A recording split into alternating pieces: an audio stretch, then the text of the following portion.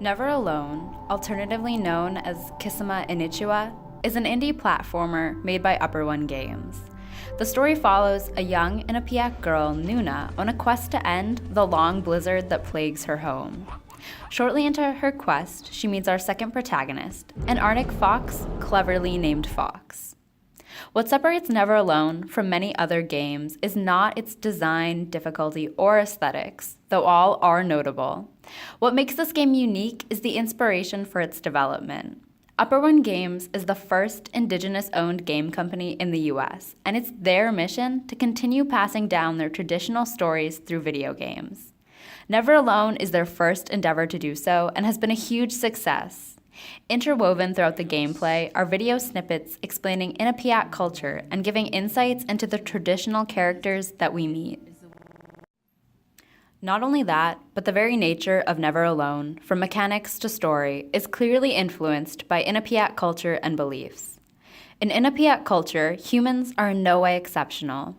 This is displayed in their practice of animism, the belief that living and non-living things have a spirit, and when that spirit dies in this world, it continues living in another. Ishmael, one of the writers for Never Alone, emphasizes that Inupiaq culture strives to destroy the hierarchy of living beings where humans are placed at the top. We're taught that there's no hierarchy. It's not everything else, and then man, humans on top, and they're separate from everything. We're taught that everything is equal. This game represents this belief of equality, as Ishmael described, by portraying Nuna and the fox as equals. The characters have a reciprocal reliance on each other to overcome obstacles. The player controls both characters who have different but equal capabilities that are mutually beneficial and necessary to advance gameplay. Equality here does not mean sameness. Nuna and the fox are different, yes, but in this game, they are just as valued and important, not despite their differences, but because of them. The Inupiaq are hunter-gatherers and have a special relationship with all beings. Although they need to hunt to some extent in order to survive, they take pride in causing the least amount of harm to other living beings as possible, and they have a great respect for animals, valuing the interdependence between them and other creatures. Ishmael highlights this in one of the cultural insight clips. You start to sense that everything has a spirit. There's a consciousness in everything. Everything is alive. If everything is alive, then we want to respect it. And if we're going to use it, we want to use it respectfully. Another integral part of Inupiaq culture is storytelling. To them, storytelling is much more than entertainment, but is also their medium of education. It is used to teach members of the community vital life lessons. The story Never Alone tells about a girl who embarks on a mission with a fox by her side was used to teach the value and capability of all beings.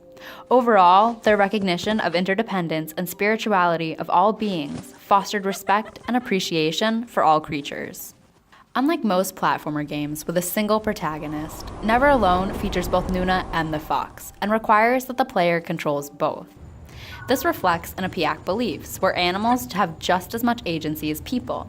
By having the player control both characters, the mechanics of the game automatically instills the idea that both of these beings is equal. It ensures that not only do you connect with and empathize with Nuna during gameplay, but that the same connection is made with the fox. Traditional game designers would have made the fox a sidekick character and designed the game entirely from Nuna's perspective. This model for characterizing animals is seen in iconic games like Super Mario World. When Yoshi first appears, Mario stumbles across his egg and rescues him. Yoshi then waits to be mounted, as he cannot move without the presence of a human character on his back. Yoshi is useful to Mario, but the relationship is not mutually beneficial and is only the subjugation of an animal character.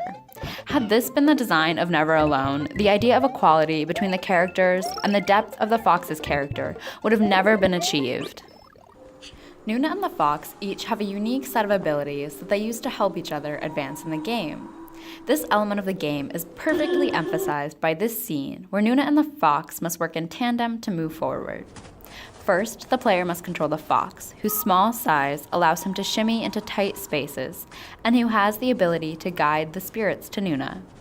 Then, it is necessary to control Nuna, as her bola is needed to reveal the spirit the fox brought to her. The characters also have other unique capabilities that help one another. Nuna can push and pull heavy crates for the fox to jump on, use her bola to break ice, and swing on rope. The fox can jump higher than Nuna and lower rope so that she can climb up high walls. Nuna and the fox's unique capabilities further emphasize the equal representation of Nuna and the fox.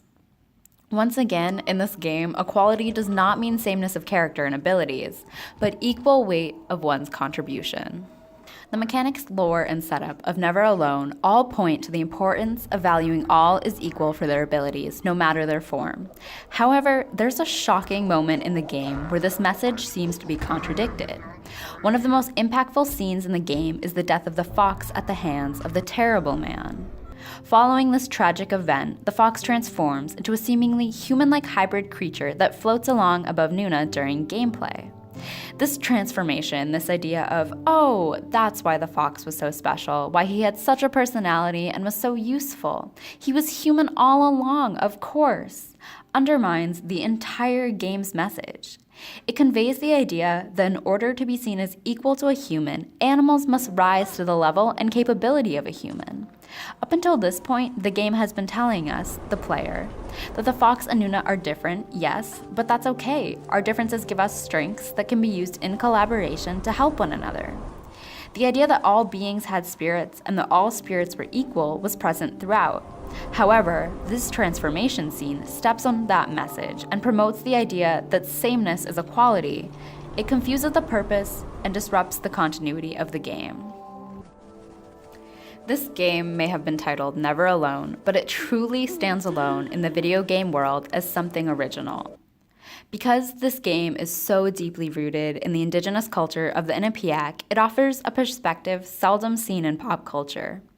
Inupiaq people use storytelling as a way to pass on beliefs, knowledge, and morals. This game, though in a different medium, serves the same purpose. It is a method for passing on the Inupiaq perspective on the relationship between all beings. Specifically unique to this game, because of the indigenous influence, are the elements of animism, the effect this has on the representation of the fox's character, the protagonist duo, and the unique abilities each character has.